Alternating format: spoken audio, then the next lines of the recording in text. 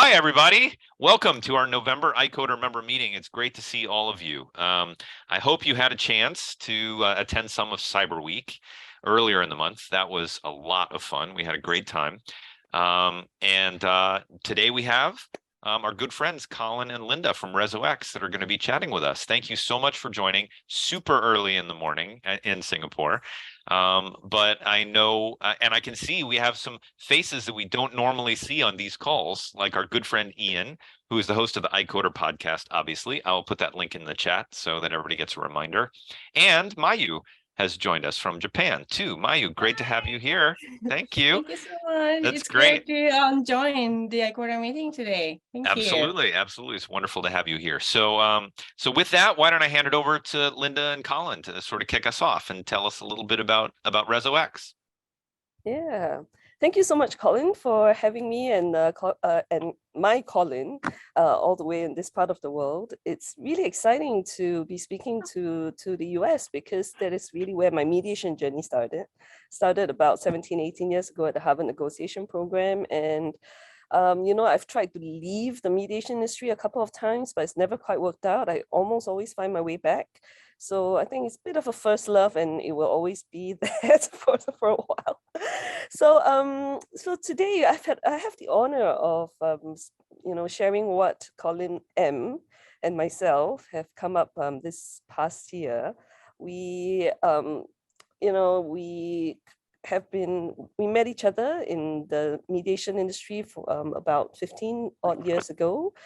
In many ways, we have always been on the fringe of the mediation industry in Singapore, which is heavily dominated by lawyers. So Colin and myself, we're not lawyers. Colin has a tech and project management background, and I have a business background. And so, we naturally clicked because, we had to find solidarity in this very, very legalistic sector in Singapore.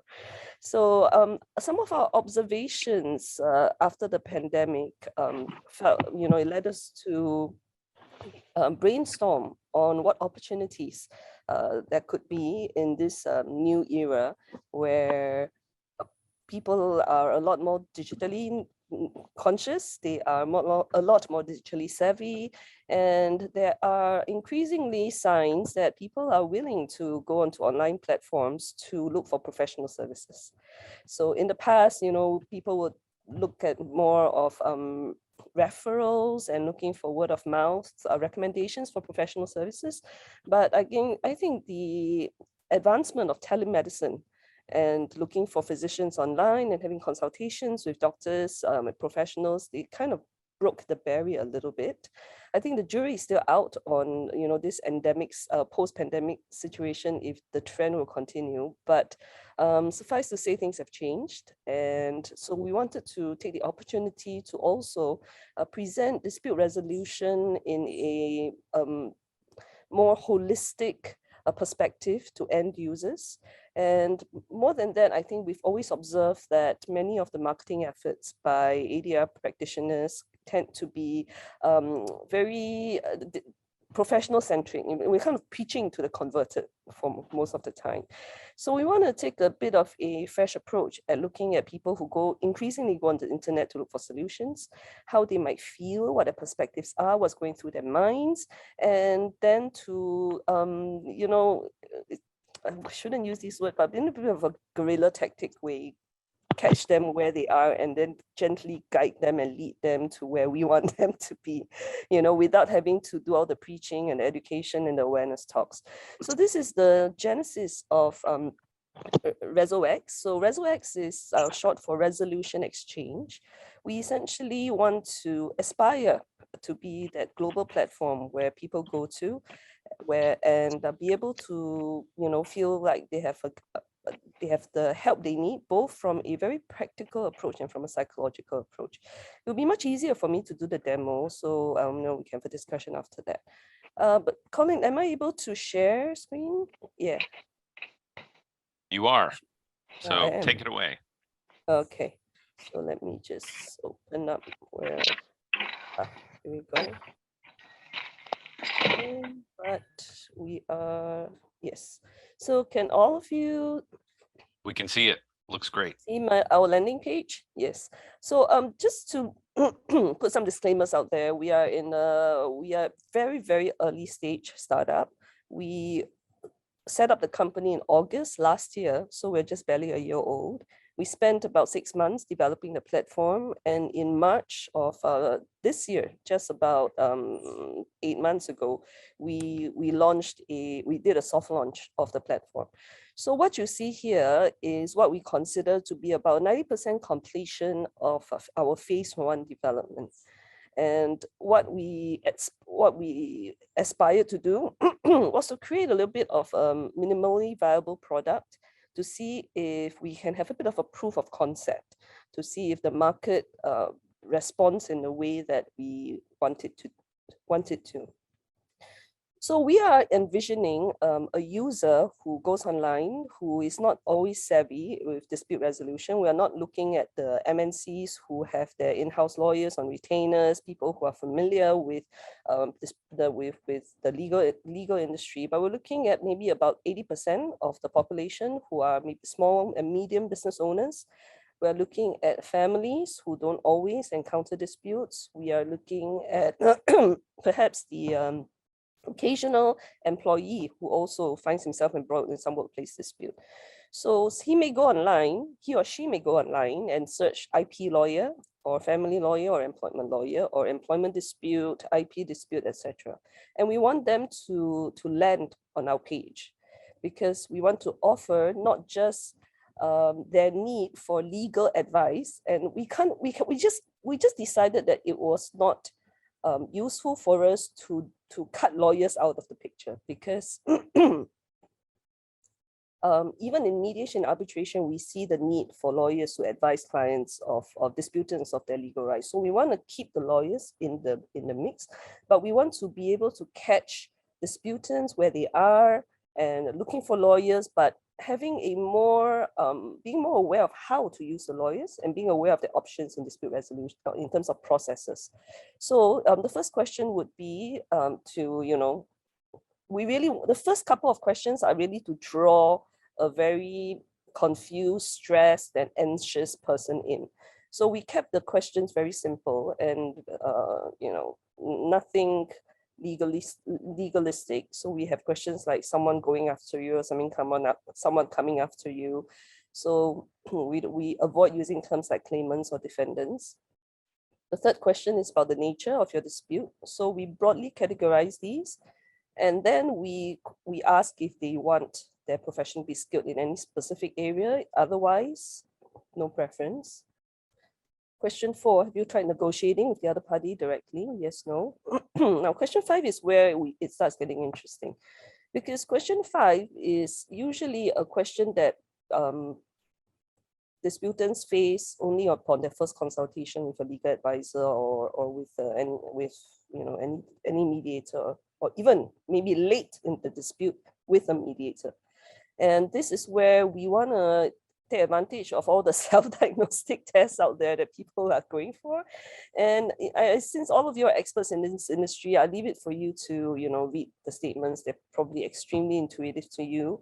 But what we intend to do is to direct someone to the notion, to a self-guided notion, that unless you are looking at the extreme right hand of all these statements, you really should consider something else other than litigation. So if someone were to do this and press next, you will find that question 5 starts advising them of their options. And this comes at a time when it is relevant to people who don't necessarily know about mediation and arbitration. Now, just a disclaimer that in Singapore, I just spoke to the Singapore Business Federation a couple of months ago, and they estimate that only 5% of the small medium businesses know about mediation and arbitration, despite 20 years of effort in trying to educate the public about it. They are pretty sure that only 5% of the members know about ADR. So most of them would usually be looking at a lawyer to advise them of their legal rights to negotiate, and they think that the next step is to litigate. And you know how things go with a letter of demand and everything, they eventually go down the litigation route. So we are hoping that with our dispute advisor, people start asking, oh, I have options. I think I've heard of it some time ago, but I wasn't sure what they were. So let's just find out more. So even if you want to continue with litigation, or if you want to go on with negotiation, let's just move on.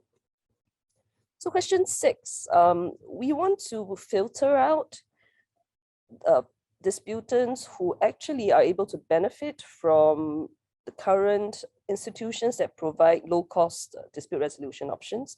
So if you were to click here, you will reach a page which we intend to update for whichever countries we find most, where we have the most traffic.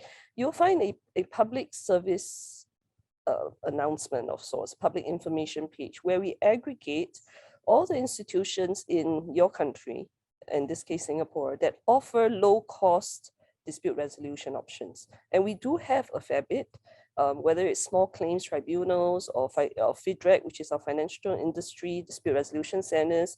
They all offer low-cost dispute resolution at certain fees and eligibility. So this page is to be helpful, to be of assistance, and at the same time, it filters out unwanted queries, because when I was in mediation practice, I received inquiries that probably should be better left to some of these institutions out there, and not they are not really in a place to want to pay for professional help. So let's go on. So with the pandemic again, we have noticed that the geographical boundaries have fallen, and with people being used to teleconferencing and the availability of teleconferencing services like Zoom, where we are right now, we can quite easily bring about cross-border disputes to our platform. So we want to say that if you're a Singapore company and you find that you may have a dispute with a Vietnamese contractor, etc., and you are not necessarily sure where or how you want to do this, so we are looking at the ability to choose different countries. So next. The last question is a little bit not yet a filter question, but eventually it will be. We are asking people to rank cheap, fast, or good. So there are people whom affordability matters the most, urgency, or they prefer to pay for the best person, and affordability is the least of their concerns. So we want to be able to eventually match these with our service providers. So press next.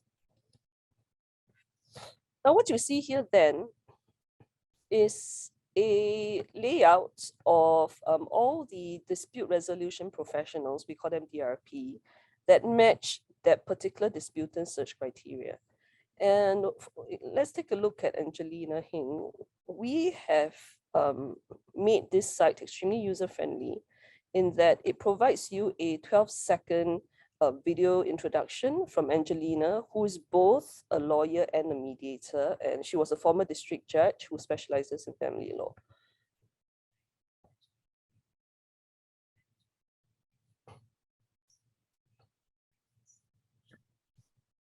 We can't hear that, Linda, just because I don't think you shared your audio, but we can see the video. And yeah. Okay, thank you for telling me that. Yeah. So what we encourage people to do is to make themselves relatable and approachable and appealing. And essentially what we're doing is demystifying the entire process. For someone who's never met a lawyer or a mediator, this is meant to draw them in. And also it gives mediators and lawyers and arbitrators alike the opportunity to market yourself in a way that will hopefully be a bit of a hook to get people in. So in terms of the user experience, what you will see is that the user will be able to then watch these videos, decide that maybe I want to speak to I would like a lawyer to represent me in a mediation, and simultaneously consider how these people may be able to contact me to tell me about their fees. So rather than me trolling through a Google search of every company and every mediator's personal site, and having to call them and ask for their fees, and having to download 30 minutes worth of what the story is, the background and all, we flipped it. We allow all of them to be contacted. The user gets to send an email, and to verify their identity. And these DRPs listed here will then receive the email with the 8 answers from the previous 8 questions, and it will be up to them to contact the disputant according to their availability. So this is how we intend to create a more intimate link between the disputant and looking for the help that they need. And you will also see that we are marrying all the dispute resolution professionals into one ecosystem. So if someone chooses negotiation, for example, in the previous search, question 6, our dispute advisor, we would have recommended lawyers and conflict coaches. If they chose mediation, we would be recommending lawyers and mediators in arbitration as well. So we are hoping that by doing that, we educate indirectly the disputant that you should be using a lawyer in a more conciliatory setting. Yeah. So what you see here is phase 1, and this is what we've accomplished in the last 8 months. We are still continually making adjustments. But in phase 2 and 3, what we would really like to add on is to, provide more end-to-end dispute resolution services, which is where ODR comes in, right? So from someone who says, I've contacted these people, what do I do now? To request for mediation, initiate a mediation, but everything is the UI and UX is designed to empower the disputant. Less so for the mediators and lawyers, but for the disputants. I think one of the observations that we've made in a lot of with the few ODR platforms that we've encountered is very tailored towards case management for the mediator. And we would like to, we are still looking around and appealing or having to design one for ourselves, something that is more designed towards the disputant's experience. Yeah. So this is all I have to share for now. Any questions? Oh, Colin M, my Colin. Is there anything you want to add? No, it's great. It's great. It's all working today, so I'm very happy. It's all working today. Yeah. So Colin M is. We all know about that challenge. I'm here crossing my fingers. I'm sure you all know about the tech challenges. So yeah. Yeah, so I would love to learn from all of you because we are Colin, Emma, and myself. We are really novices in this area. We didn't expect to land up in legal tech. We stumbled onto it really because we have a passion to want to educate the public about ADR. So this is our baby right now. So maybe give you a little bit of stats for the last 6 months. Whenever we have the marketing budget, and marketing is extremely limited right now. Whenever we have the marketing budget and we are able to put up Google ads and it gains eyeballs, people actually find them when they do searches. We have had very promising comments and feedback from people who use them. So, there have been a number of inquiries who have said, yeah, it's exactly as we anticipated. They were online looking for the help they need, and they found us to be a lot more comprehensive than having to contact professionals. And again, we have also found that we have directed people who are looking for lawyers into people who are looking for to get them to look for mediators instead. Yeah. Well, any comments, questions, thoughts that you want to share with Colin and Linda? I certainly have some things that I'd like to ask, but why don't I go first? So have you guys heard about the APEC SMB ODR framework? Is this something that you've looked at? So my understanding is APEC has released a framework for small and medium-sized business ODR. Disputes between businesses. I saw a presentation from Singapore arbitration here in San Francisco a few, maybe it was last week, maybe it was 2 weeks ago. And I was amazed at the growth statistics that they were showing. It really seems to me that Singapore is the venue of choice for arbitration in many of these cross-border business disputes.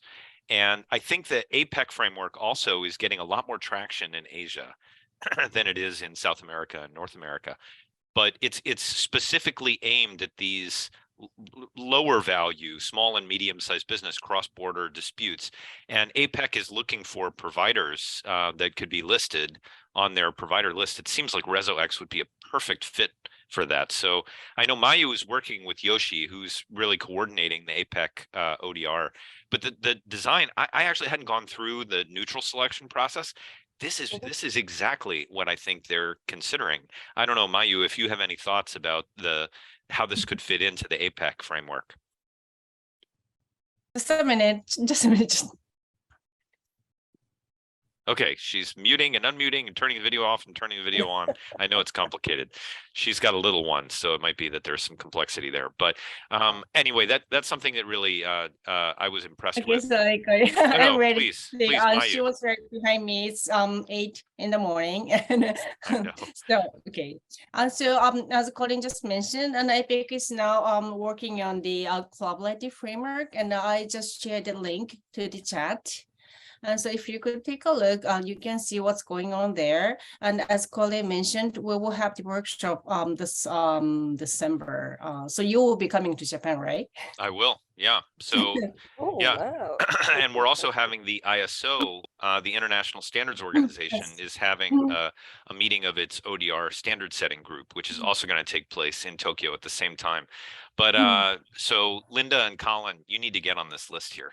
They have an ODR providers link, and I really feel like ResoX would be a perfect fit for this. So we'll, I'll let Yoshi know. But Thank you.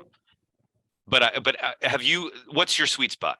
I mean, are you dealing with like insurance cases or workplace cases, or is it mainly commercial cases? What are the case volumes that are most commonly coming across your transom? I have to say that we are at the very early stage. So because we have very limited traffic right now, the caseload is not there, but we have narrowed it down to family, IP, and employment, mostly because these are catchments of disputants that do not ordinarily find themselves in these situations. One of the, I mean, speaking of all the various APEC programs out there and institutional programs out there, I think we were envisioning ourselves to be, to cast the net out wide, to cast the net out really, really wide, to go beyond this institutional way of targeting only small sectors or only certain geographical boundaries. And really, so it is going to be a bit of a long journey.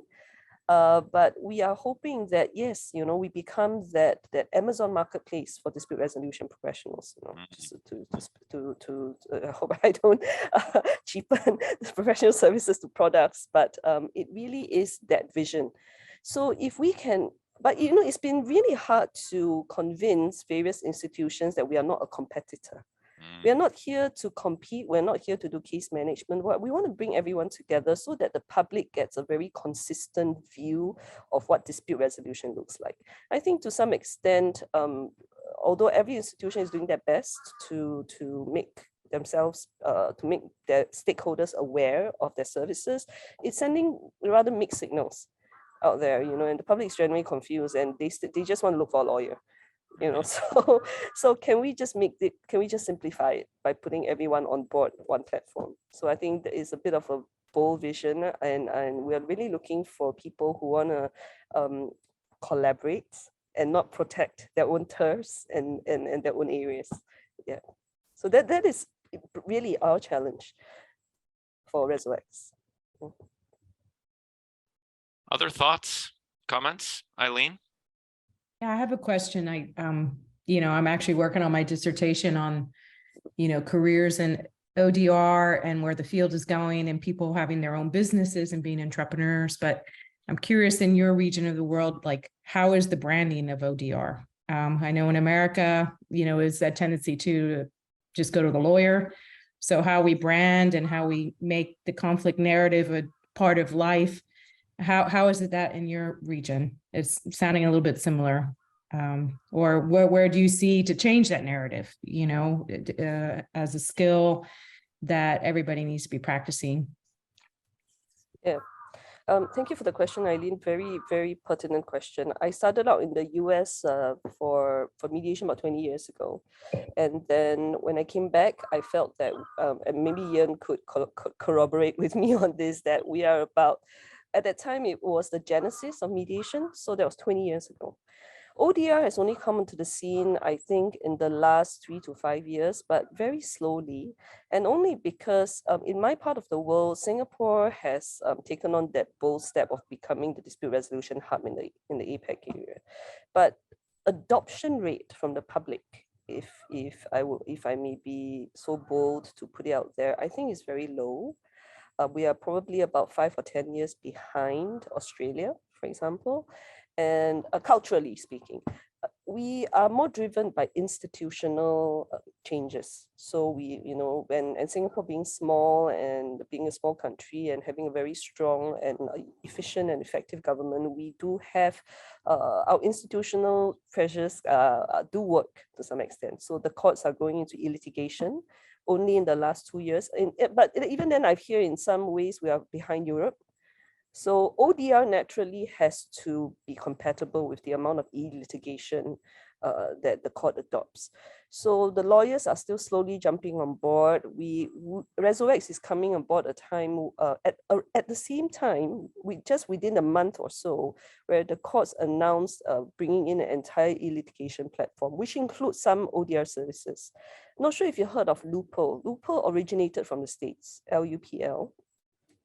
And our Ministry of Law has now announced at the same time that we were launching ResoX a partnership with Lupel to introduce e-litigation, which includes ODR services on them.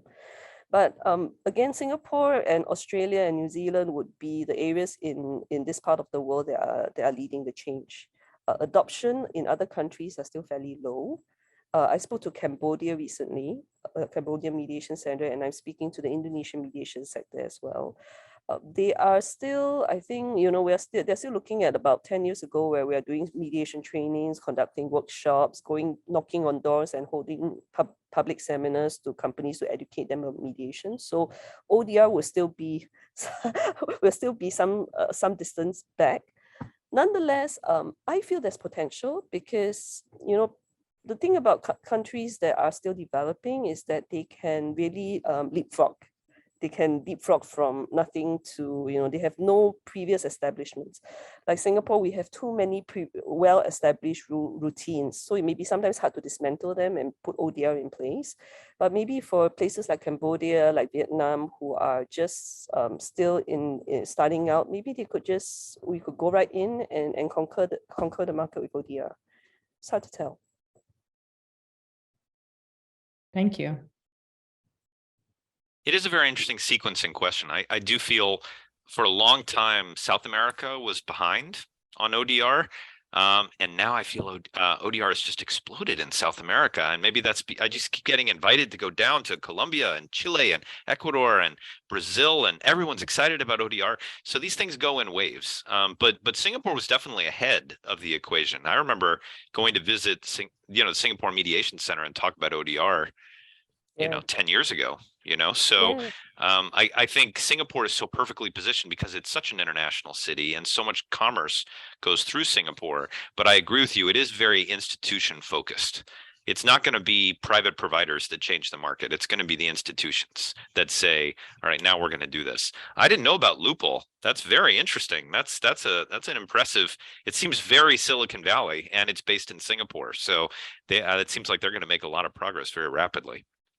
Yeah, and it's headed now, the country manager for Lupel, and who in a way was the architect for this collaboration with MinLaw, was the former executive director of CIMI. Marcus Lim? Yeah, so Marcus Lim has moved, and he's a mediator himself. He's moved on from mediation into this legal tech scene. So I am optimistic that the spirit of mediation will remain strong with this legal tech collaboration. That's great. That's great. Other comments, questions? Ian, I'm curious to hear from you because you know so much about the Singapore environment. Yeah, what were you going to say? I'm not going to make that claim because I've got two specialists right there. Although, I mean, certainly before I left Singapore, one of the things that was clear was that really pick up on your comment too, Colin, is that what helped developments, the ODR developments in Singapore, or the very early digital developments, not fully ODR, was having the Chief Justice. And what you've got there is a champion who is very well placed, who right from the start saw the advantages, even in a physically small space of people being able to have access to digital services. So, I mean, Latin America, what you've got is not someone like the Chief Justice. You've got Alberto, who's the ever-ready bunny of Latin America, who seems to come up with a new scheme every 5 minutes. But just go back to one of your comments earlier, Linda, about the lack of awareness. I don't know if you've come across my former colleague from Singapore, my SMU days, Anna Howard. Do you remember Anna? No, She was at SMU, left a bit before I did, and went back to the UK, and she did a PhD at Queen Mary. And one of the questions she was asking was, why aren't people using mediation? She did a survey of in-house counsel across the EU. This is before the UK bailed out of the EU. And was intrigued by the answers there is that people didn't think of using mediation because if they couldn't negotiate, they wouldn't want to mediate because that would imply that they were in some ways failures. This is in-house counsel, and so there's a lot of egos at stake here as well. So that if they couldn't negotiate a solution, they would rather leapfrog mediation to go to litigation, because that was the more high-powered way of doing things. And what that meant was there's a lot of PR work and educational work to be done in showing that mediation is not about having failed at negotiation. It's about another set of strategies to help you in your negotiation, which any of your people on your little your panel would be able to tell you. And the other thing about that is work done by a colleague here in Wellington, Grant Morris, on looking at the gatekeepers of mediation. And it's counsel. You know, counsel are the gatekeepers, and they're not going to recommend people go to mediation because many years ago, even before I left Wellington to go to Singapore, counsel was saying, well, why would I recommend anyone go to mediation? What happens to my fees? And you have to say to them, well, actually, they're not your fees until you've solved something. But there's a very much a guarding of the perceived pile of gold. And what's lovely about the work that you and Colin are doing is opening up a collaborative platform where those very simple steps that you're taking people through will offer an array of services which are not terrifying. I mean, the front pages you've got there are very clean and very straightforward to look at. I applaud you for that. And even since I last looked at your earlier template, it's looking good. But there's still work to be done on that bunch you talked about at the beginning, the lawyers, the ones who are the gatekeepers. Yeah. So we are, thank you so much, Ian, for completely, understanding where our vision. I sometimes struggle with whether it makes sense at all, or it's just all in my head. But nonetheless, we want to continue adding features where people get drawn in easily because it's just a few clicks, right? So things like having the party initiate a mediation, and then we ask them, okay, choose a lawyer, choose a mediator. We guide them through the process, and by default, they will end up in mediation, but with legal advice. So we don't want to cut the lawyers out of the picture as well. Sure. And then we want to use tech to simplify the whole process of appointing a mediator. So we have a bit of a blind man's fold test where both sides can nominate 3 mediators, and the system, the algorithm, would then find either the common mediator and then appoint them, or randomly select out of the 6. So that this whole idea of going back and forth and having to choose a mediator and have a conflict within a conflict about whose mediator to appoint, it all gets resolved by tech. So we want to use, so to us, the challenge here is to design tech in a way that is user-friendly and put that human element into the tech design. That to me is the greatest challenge here. Just one follow-up question then. How are you going to, I think the term is monetize your platform? Yeah. Okay. So currently we are, the barrier to entry is really low because the monetization model is really from subscription model where people who list with us pay a annual fee to list with us. We are trying to challenge that. Look, there are so many institutions out there that puts you on the directories, and we've heard so many browsers that no work comes out of it. So we want to see if the subscription model works. The next business model will be in the next phase, ODR, where if people choose to use our services to do scheduling, document management, case management, and even the appointment of a mediator, and to digitally sign things like the agreement to mediate, lock them down. So that will be another business model where we get a commission or a platform fee from that. Sorry to keep pestering you, but one more question for both of you. In your drop-down list of countries, the question occurred to me there is, are you planning a platform in all of the languages of those countries?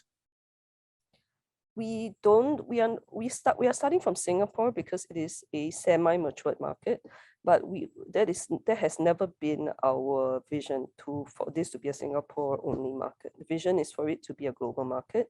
So in terms of the drop-down menu, we can only make it as large as the number of people we can provide. Very demand and very chicken and egg type question. Yeah. But if a small claimant from, say, Vietnam wants to access someone on that platform, will there be an entry page in Vietnamese or Cambodian or whatever?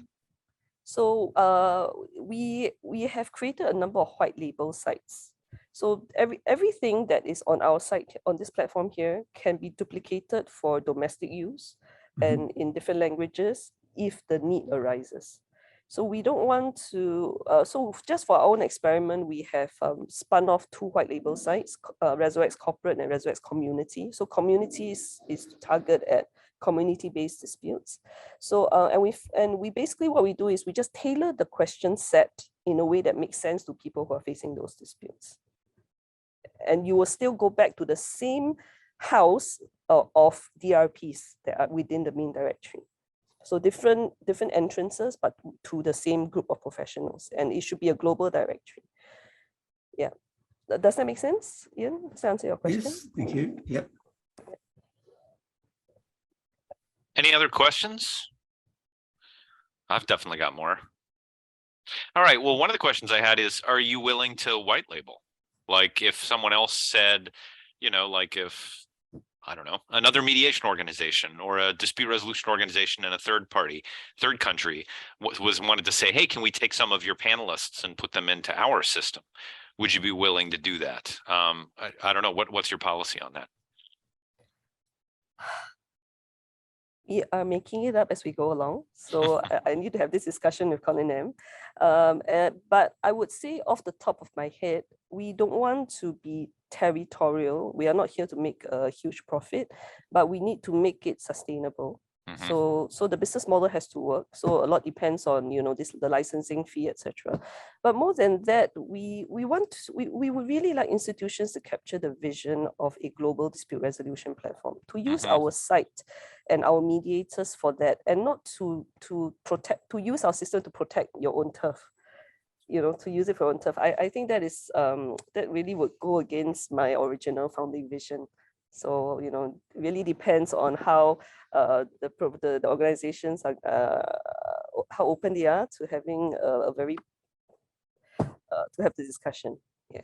Well, it's funny, we often talk about how in dispute resolution we're engaged in co-opetition, which is we are cooperating on one hand and we are competing on the other hand. And there's only so many cases to go around. It's interesting, Ian, that you talk about the territoriality of the lawyers, and why would I send a case to someplace that's going to resolve it? That means fewer billable hours for me. We certainly have seen ODR get kneecapped in other geographies by the Bar Association, by people saying, no, this isn't justice. Everybody has to go through the litigation process. Everybody needs a lawyer. But it does seem to me, as Ian noted, I mean, when I had a chance to meet the Chief Justice, back in 2016, Wow, total open door to dispute resolution. Very enthusiastic, very supportive. It seems like all the way through, up and down the legal community within Singapore, there's an openness to dispute resolution. So it seems that you're meeting a really important niche. But the case volumes you're talking about, family, IP, and employment, those are the kind of cases that I think the establishment providers in the courts, they're not hungry for more of those cases. Maybe IP, but employment and family, if they can urge resolution of those cases through a private process like ResoX, they'll be more than happy to have those cases resolved through that channel. So, you just need a big institutional patron to start sending a fire hose of cases your way, and then you'll have so much work you won't know what to do with it. Yeah. We are not sure about the work per se. Right now in phase 1, we want to expand the pie. Yep. And then to direct cases to institutions. But yes, if people find that the ODR platform works, they're free to plug in and use the system. Yeah. That's great.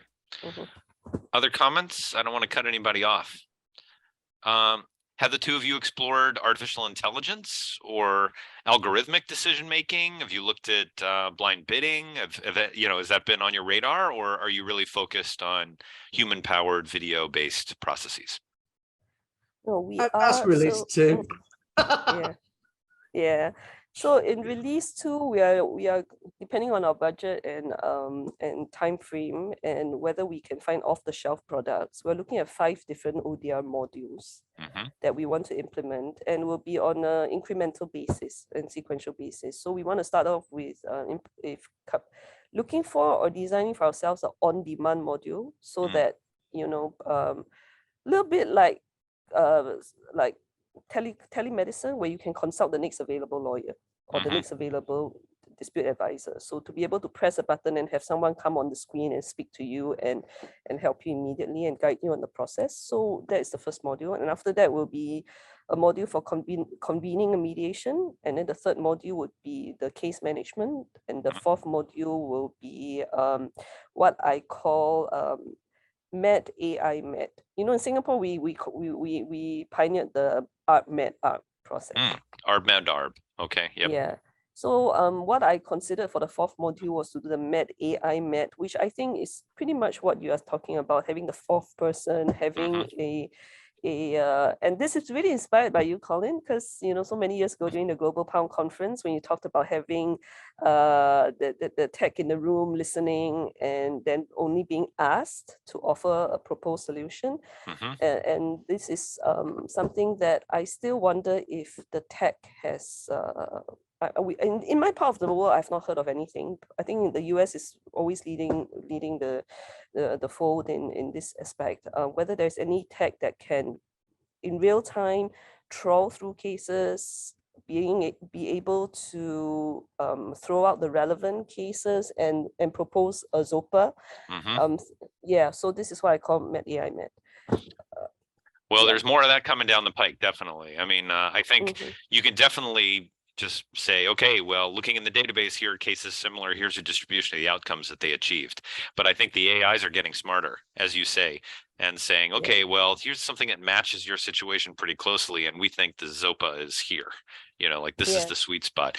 That case valuation, if somebody can figure that out, they're going to make $1 billion. If they could just have an AI feed in all the documents, hear the complaints from one side, responses from the other side. Here's the value of the case. That's going to be worth a lot of money. Yeah.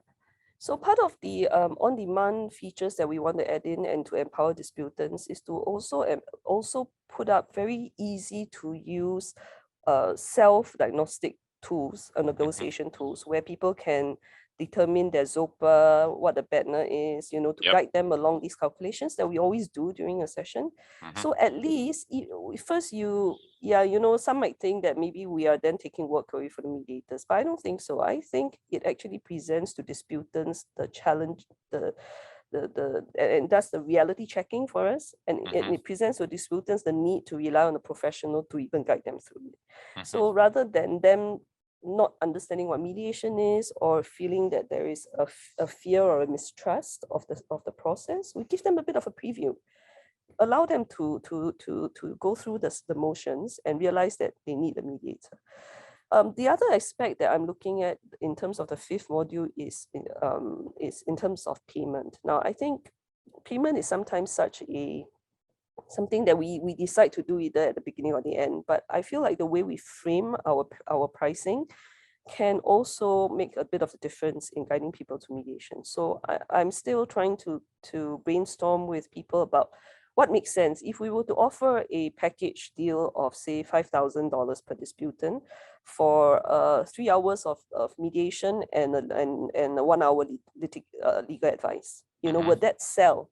Will then and to have all the payment done online, so before you know it, you have committed to the process, Right.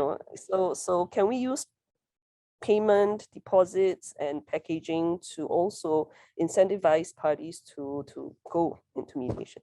So we are trying to integrate everything we know about digital marketing and consumer behavior into dispute resolution. That's great. Well, I think, again, if you look at the revolution that's happening in legal services, it's happening from a litigant-centered redesign model. You need to stop thinking about it in terms of what's best for the court and start thinking about it in terms of what's best for the parties. And I think that's what we need to do in dispute resolution too. Just be relentlessly focused on what are the needs of the parties. And I love your platform. As Ian said, it's so simple and straightforward. I mean, it just takes somebody's hand and it leads them through the process and demystifies it. I really like also your short videos. I think that's a huge innovation to humanize the neutral and say, wow, this looks like somebody that I want to work with. And I love the idea also of that they're kind of neutrals on demand. Like you could say, these are people who are ready right now, and then they say, I like this person. Okay, great. Here they are. Let's do a Zoom, and chat with them. I think that's the model of the future. Instant turnaround, instant availability, flat rate. We have to optimize the process from the perspective of our true customers, who are the parties. It's not the lawyers. It's not the courts. It's not even the neutrals. It's got to be optimized around the needs of the parties. And eventually, whoever does that best is going to win, because the parties are the ones fundamentally who get to choose which avenue. It was funny you said before that they often get lawyers, and then the lawyers tell them, no, don't do mediation. But I think oftentimes parties pick lawyers because they don't know what to do. And so they're almost hiring a lawyer to tell them what to do. So if we can engage them earlier, we can say, oh no, we got a better path. And I feel like that's what ResoX does. It says, you're in the right place. You're absolutely in the right place. We're going to help you out. These are great people. You don't need to go anywhere else. Thank you. Yeah, you couldn't have said it any better, Colin. The other challenge that I think mediators often face is, even if the requesting party requests for mediation, the responding party may not want to do it. So I think we are going to we actually have a PR investor who's interested in investing in our firm at this point. And one of the marketing messages I intend to send out next year when we launch PR campaigns is to say that, isn't it better to receive a request to mediate than to receive a letter of demand from a lawyer? I like that. Yeah. Well, you also said only 5% of people know what mediation is, and that's surprising to me, because I feel like this has been an initiative for a long time in Singapore to raise that awareness. But my marketer from Modria, he always used to say to me, customers have to see your brand 7 times before they trust you enough to choose you. So that means you got to get out there. You have to constantly be putting your name out there, because then once they get a letter that says, hey, this party has initiated a case with ResoX, it's involving you, then they'll go, oh, I heard of ResoX. I've heard good things about ResoX. But if it shows up and they don't know what ResoX is, it's like, well, I'm not going to do that. What's ResoX? They have no ability to compel me to participate. So I think it's great that you have this PR partner that's going to help to spread the word in a compelling way. I really think there's a great message to be told, which is faster, better, cheaper, just equivalently binding. We can do better than the courts. Compared apples to apples with the litigation, people will pick us every time if they see the real information. But the question is, do they ever do they ever get that ResoX versus litigation comparison? I don't know. I'm not entirely trying to put ResoX out there as a service provider. It's just a platform, right? So it's a marketplace for finding providers. It's just a marketplace, yeah. But Colin, everything that you've said, can I co-opt you into our PR team? Well, This right is it. message. That's what ICODR is all about, Linda, is we're all partnering together to try and get this message out slowly but I surely. love But that. I yeah, love that. no, yeah, anything I've ever written, you can use. I give you blanket approval, Linda. Just, you know, you don't need to ask me for permission. You're the best, Colin. Nicholas, I'm interested in your perspective on all of this. I mean, I know you've got you're in a slightly different geography, but does this resonate with the kind of challenges that you're wrapping your head around? Yeah, very much so. Because one of the things that, and you might correct me here, especially in Australia, is where the confusion between ODR and sort of remote video mediation or using just sort of a video conferencing, whether they're sort of interchangeable, and people get confused as to, you know, are they actually having an ODR platform, and what are the and what is ODR? So I think platforms like what Linda has, where people can sort of, that would help people choose one, sort of going and find mediation. But I agree, the knowledge of just general mediation, awareness of it is still very low amongst even in small business here. I mean, we've got in each states in Australia, we've got sort of the small business commissioners, and they run their own mediation. One in New South Wales had started or had tried to pilot a ODR platform, and I don't think it got off the ground, but it definitely sort of would help, you know, especially where there's just small tenancy, especially for tenancy agreements. A lot of them are tenancy arguments. So I think the platform of an ODR nature would certainly help.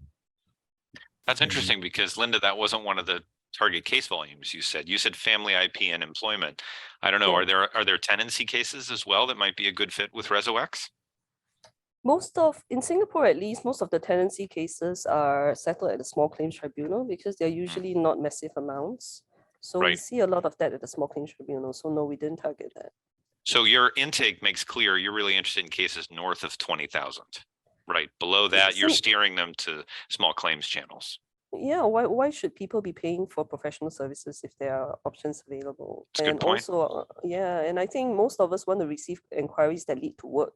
We don't want to receive inquiries that we don't feel ethically right not to tell them that there's a small claims tribunal that we can take advantage of.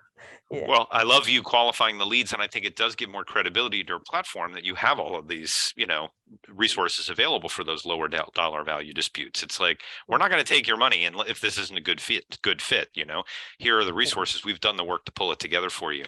But, you know, I do worry sometimes about the subscription model for providers, because when somebody pays that fee, they expect they're going to get a return. You know, like if I'm paying $500 a year, I want to at least make $500 in fees for the work that I get. And the challenge with that too is, you know, the parties are picking their neutral. And what I've seen with some of the other online panels like this is you get sort of a star system where word gets out about one or two neutrals, and then people come in and they're like, well, I want that guy. And you're like, oh no, that guy's booked up. But what about this person? And they're like, no, I want that guy. I heard that guy's good. So, you know, let me know when that guy's available. And then you have neutrals that are sitting around waiting. And then they can get frustrated and say, well, wait a minute, you know, I paid you this money because I thought I was going to get cases, you know, and then you're trying to get them cases, but there's a lot of baby birds' mouths to feed. You know, another model, if you're qualifying these leads, when you refer out the lead, well, then they can pay per lead, because you know that they're making money on that referral. But so I don't know if you've had feedback from your panelists about that, the way that ResoX is going to be monetized. Yeah, with Colin M and myself, when we were thinking about how we're going to monetize it, we had toggled between a few of these different pricing models and pricing strategies. We landed on this one really because we are very, we need the money. we need cash up front, because if we don't have that cash up front, we don't have a budget for marketing. Right. Yeah. Until such a point as we have investors coming in. But yes, I do not rule out that in the future we will move to a commission model, and we will keep modifying. I think part of the exciting thing about being a startup is that we have to be very agile. And a platform like this of 50 people, of 100 profiles versus a platform of 1,000 profiles, our pricing model will change. So we will keep retaining all these options in our heads, and as and when it's appropriate, we'll push it in. I mean, right now, even if we want to fill our panel with some mediators from countries like Cambodia or Malaysia, the pricing doesn't make sense to them. And we find that for certain countries, we just have to invite them in free of charge. But we can pick and choose the better ones, or the ones that we think are better fit for the platform. Yeah, so it's pros and cons. Yeah. All right, well, I'm cognizant of the fact that we're getting near the end of our time. Any other comments, questions from anybody on the call?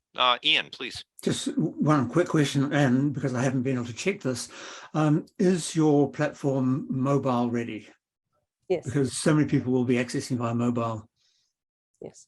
It was always meant to be mobile ready. We keep getting requests from our developers to make an app, but we don't feel that we are going to have, the public is not going to use it as an app. It's not, we don't have repeat users, but we might develop an app for the DRPs in the future when we move into phase 2, where it's either on-demand services or ODR, and that's when we might come up with an app. But right now, yes, it's mobile friendly. Great. And if your concern is with IP, I just look at your logo behind you, Linda. Just be careful of the Boston Red Sox. Yes.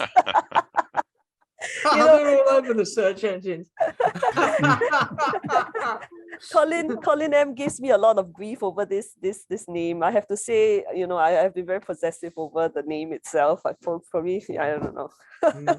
Yeah, I know how right, people can get very attached to names. I know Chitu named her platform Crack ODR, and she meant it as, and I was like, crack does not work in the United States. It sounds like crack, and crack is a drug. So, but I've also had friends say, really? Why did you call your field odor? That's like the worst thing you could have called the field.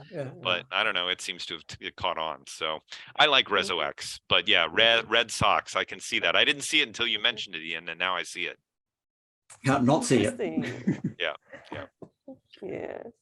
All right, well, any last comments, questions? Yeah. All right, Linda and Colin, thank you so much for sharing ResoX with us. It's very exciting. I think you guys are a fantastic team. I can also, they say the success of a business is highly correlated to the relationship between the founders. And I get a great collaborative, cooperative energy between the two of you. So that means this is going to be a wild success. I'm really, really impressed with what you've come up with so far. And, I think all of us, we're going to stay tuned and see as things develop. But if anyone on the call is interested in working with ResoX or providing technology or joining the panel, please do not be shy.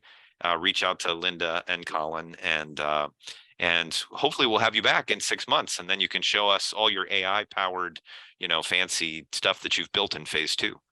Yeah. Oh, we're looking at you to provide that, Colin. We can all do it together. That sounds great.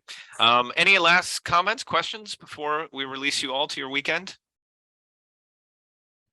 All right. Thank you so much. Be well, everyone. Bye. Be safe. Take care. And check out Ian's podcast and have a good weekend. All right. Okay. Bye now. Bye now. Bye. Bye. Bye.